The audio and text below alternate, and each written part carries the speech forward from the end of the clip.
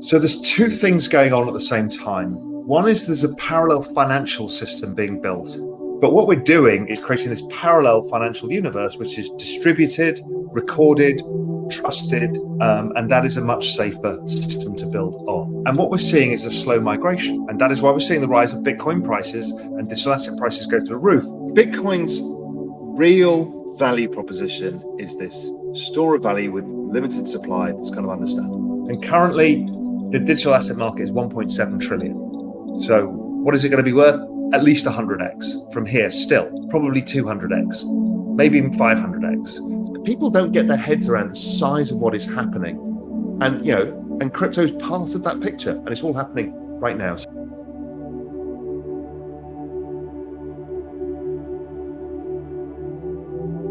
Equity market all-time record high valuations, fixed income market all-time record low yields, credit markets all-time record low yields, property prices all-time record highs. So I spent a long time thinking about what is going on and seeing the markets go up so fast. And I realized that if you divided the S&P or any of these by the Fed balance sheet, they'd gone nowhere. So they were just offsetting the debasement. So I started looking through all markets, thinking, okay, what's offsetting and what's not? And what's interesting is the S&P was basically just about offsetting it. Gold was doing okay, but not great. Real estate was about the same. They were all kind of trading in a range with each other, which showed you this denominator effect that I'm talking about was happening. Except two things, the NASDAQ and crypto. So there's two things going on at the same time. One is there's a parallel financial system being built. And if we talked about going out with a whimper and not a bang, we all know how screwed up the current financial system is. And we thought it might go with a bang, but they've rescued it every time by creating more externalities and more laws of unintended consequences. I think everybody knows that now. I think the central banks know. I think everybody, it's not a secret. But what we're doing is creating this parallel financial universe, which is distributed, recorded, trusted, and that is a much safer system to build on. And what we're seeing is a slow migration. And that is why we're seeing the rise of Bitcoin prices and digital asset prices go through the roof, price discovery. Everyone's moving into the new home, and this is the new home, and it's over here. This technology that is going on is facing network effects, Metcalfe's law.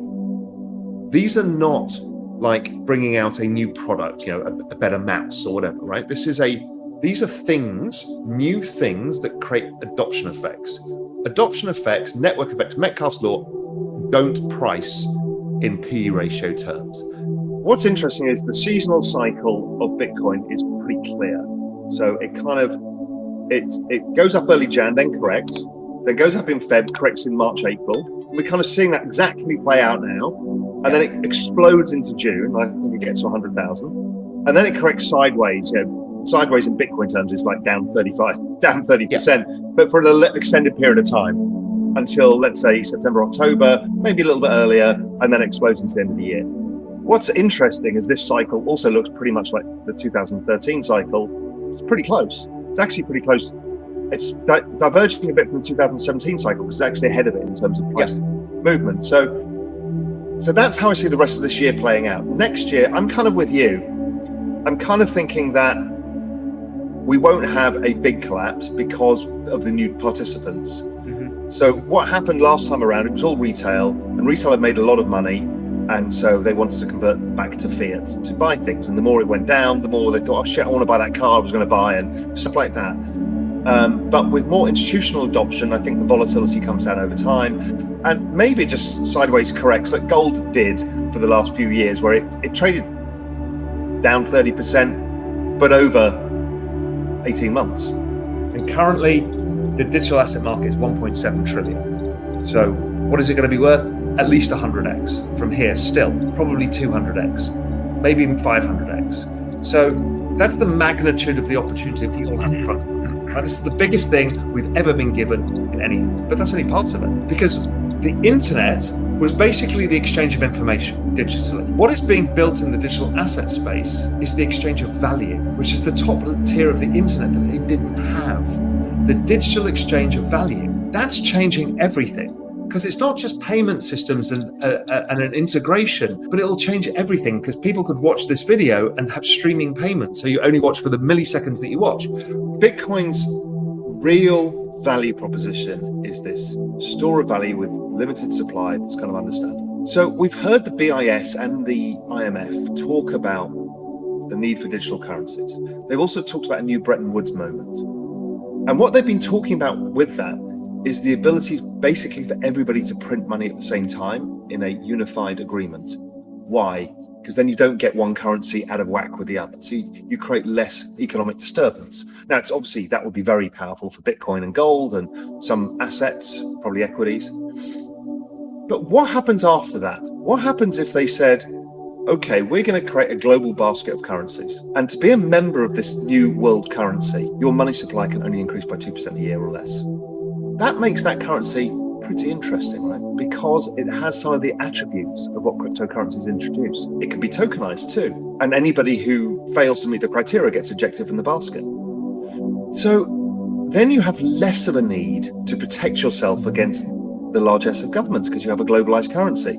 That would change the equation. It wouldn't change the other side of the equation, which is the new digital world that I'm talking about. That will explode in that environment. But Bitcoin would still be perceived to be a harder asset, but it'd be kind of like gold versus the US dollar. Where some people would choose it and others would be happy to choose the existing system. Because what is going on in the digital world is people are realizing digital things have value, because the digital world and the physical world are no different. So in the digital world, I will overpay for a t-shirt because it's come from a fancy designer. It cost me $2. No, it cost the manufacturer $2, and I probably paid $70. It's a yellow t-shirt, but because I want to be the human, I want to have social signaling, we're stupid, idiot, tribal creatures. Online, it's identical. Kids will buy skins or swords or trophies or whatever it may be to socially signal online. They have the exact same value. It is no different. People who don't understand that don't really understand what drives humans. But within that world of exchanging value, there's even yield curves on those skins now, because you want to borrow my skin because it's cool, because it'll help you play a different level in the game that you want to play. There's 10-year-old kids trading yield curves. The whole gaming world is coming together.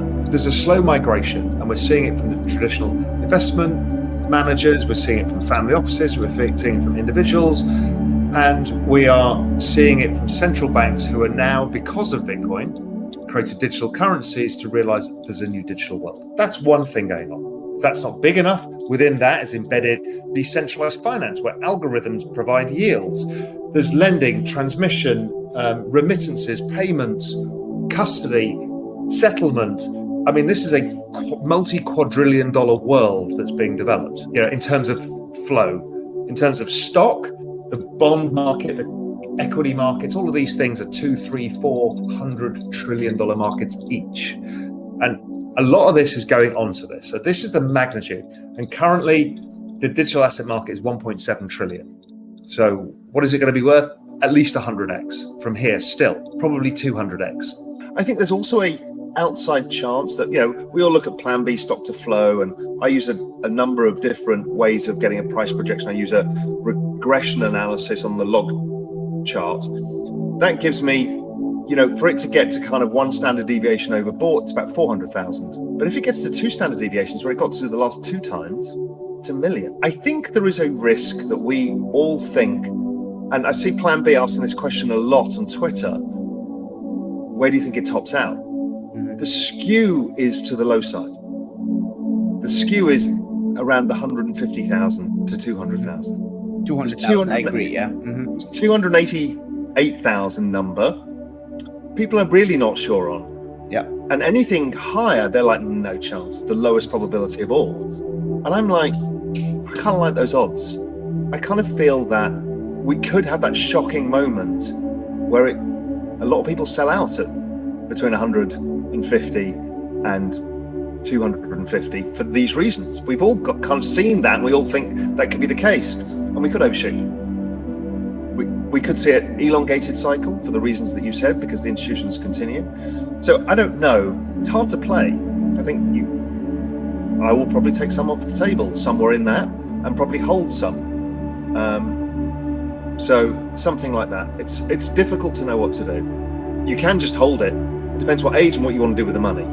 You either want to keep it in Bitcoin because you want to just participate in the next cycle, so you just think of it as just a savings vehicle, or you want to cash in for lifestyle chips and buy yourself a house or a car or do whatever you want to do, and you need to time that if you want to take some money off the table to use for other purposes. If you are a millennial, the 30-year-old now versus the 30-year-old baby boomer back in 1980, the baby boomer got 7% PE ratio in the equity market, 18% interest on fixed income, and the cheapest property in inflation-adjusted terms since the war, right? So, and that meant you had to be an idiot not to accumulate wealth. They were idiots because they accumulated debt as well, because they were too impatient. But they had to be an idiot to accumulate. So then the same 30-year-old now for this millennial generation, huge bunch of these guys, they've come out in debt from university. So they're on the back foot, as opposed to their parents who actually ended up in debt. These guys started in debt.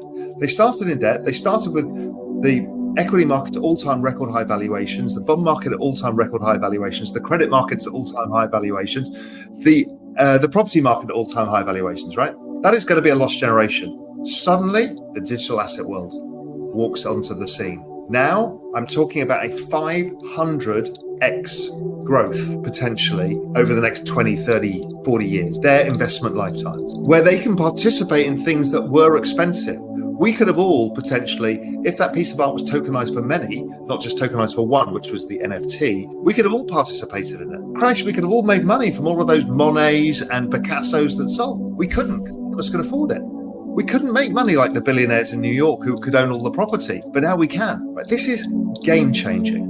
It levels the playing field. It's democratization en masse. Basically, you're about to connect the entire planet with free data in the next 5 years. Everybody. You're then going to give them the whole crypto world of digital banking, digital money, stores of value, all of that. You're going to then be able to distribute computing power across massive networks, distributed computing like we do with cloud. That increases the computing power for science. And I mean, it goes on and on and on. People don't get their heads around the size of what is happening. And, and crypto is part of that picture, and it's all happening right now. So I've now thought that the advantage the millennials have is they understand this.